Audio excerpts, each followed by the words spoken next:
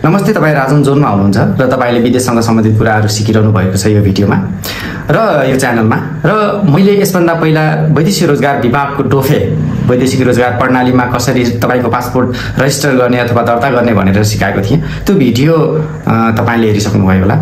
र तपाईँ जति पनि नयाँ जाँदै हुनुहुन्छ, अब तपाईँले पहिला रजिस्टर गरेको पासपोर्टको पासवर्ड, लगइन र युजर आइडी र पासवर्ड तपाईँको इमेलमा आइसकेको छ र तपाईँको इमेलमा तपाईँले दर्ता गरे अनुसारको पासवर्ड र लगइन आइडी आएको छ। र त्यो लिएर अब मैले अबको प्रक्रिया के त भनेर मैले सरसर्ती भन्न गइरहेको छु। त्यो अनुसार तपाईँले गर्नुहोला।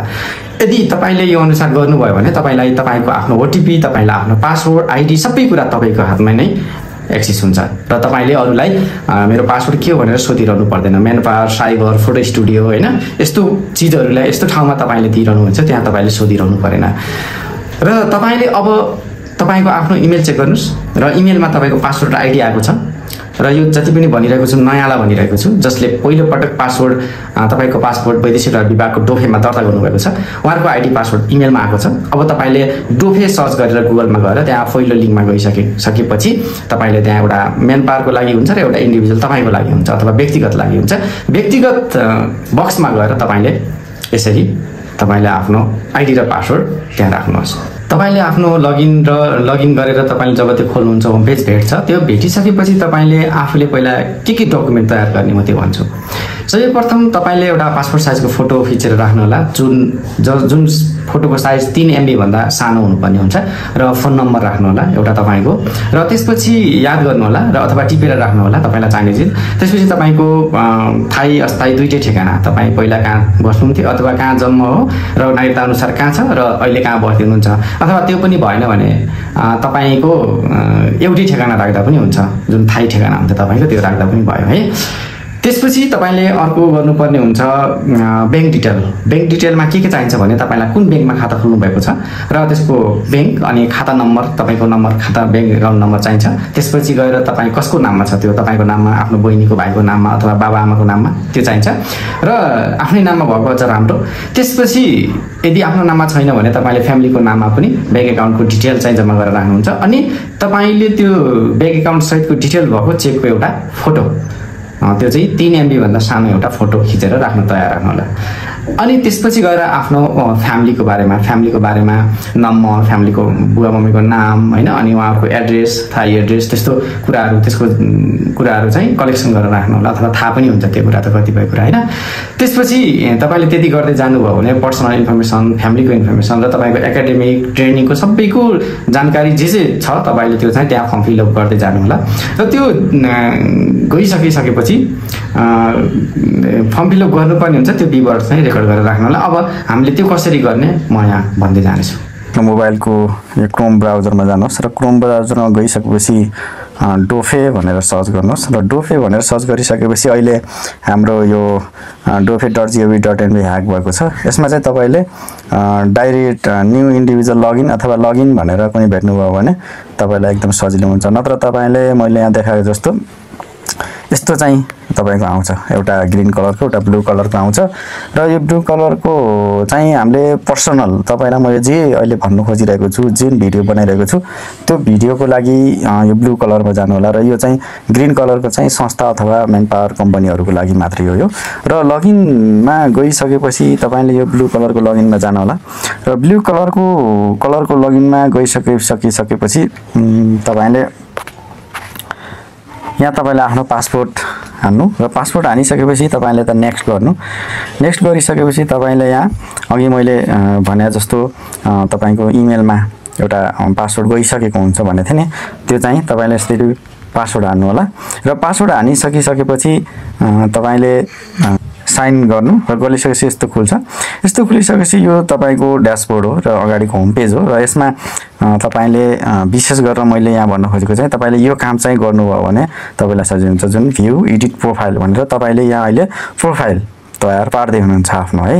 यो प्रोफाइल तयार पारिसकेपछि चाहिँ तपाईँले वैदेशिक रोजगारमा एप्लाई गर्दा अब तपाईँले जसरी गर्दा पनि भयो, अथवा तपाईँसँग यो सबै कुराहरू तपाईँसँग सुरक्षित हुन्छ। यो चाहिँ अरूसँग हुँदैन। अरूले जस्तो म्यान पावरले लटबाट श्रम निकाल्ने कामहरू गर्छन् र लटबाट श्रम निकाल्ने काम गर्छन् भने तपाईँले यो चाहिँ आफ्नो लागि इन्डिभिजुअल रूपमा काम गर्नलाई यो सजिलो हुन्छ।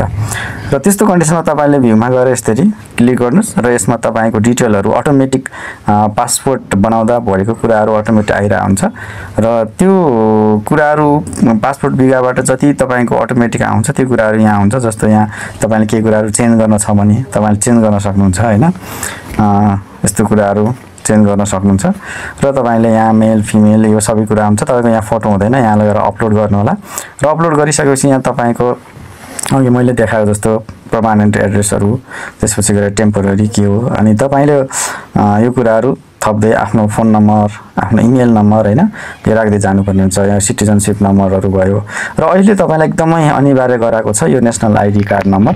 यो नेसनल आइडी कार्ड नम्बर चाहिँ तपाईँले अनिवार्य रूपमा राख्नुपर्ने हुन्छ। यो चाहिँ तपाईँले जति बेला नेसनल आइडी कार्ड बनाउँदाखेरि तपाईँले बायोमेट्रिक गर्नुभएको हुन्छ, आँखाको रेटिना भयो, फिङ्गर प्रिन्टहरू भयो, त्यो लेखेको हुन्छ, त्यो सब रेकर्ड यसमा चाहिँ आउने हुन्छ। त्यही भएर यो अनिवार्य रूपले गराएको छ, यो गराएको धेरै भएको छैन।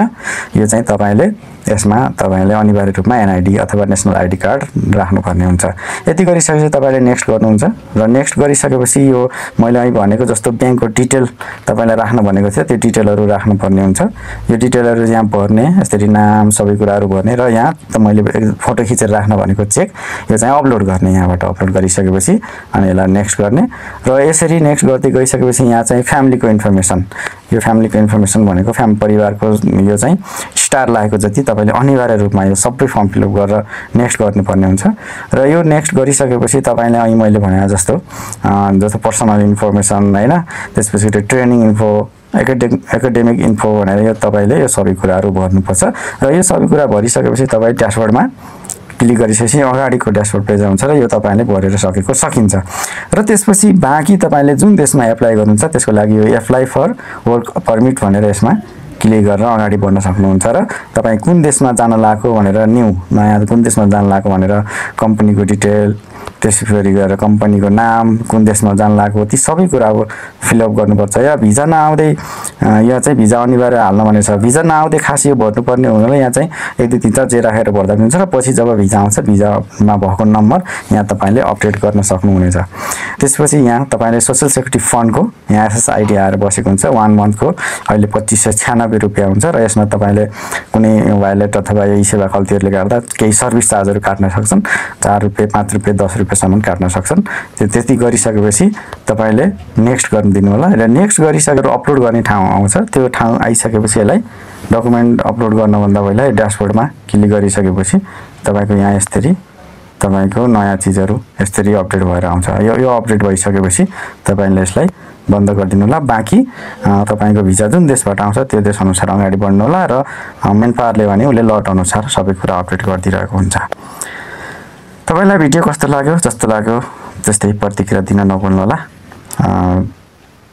बाँकी अर्को भिडियोमा भेट्नेछौँ। धन्यवाद।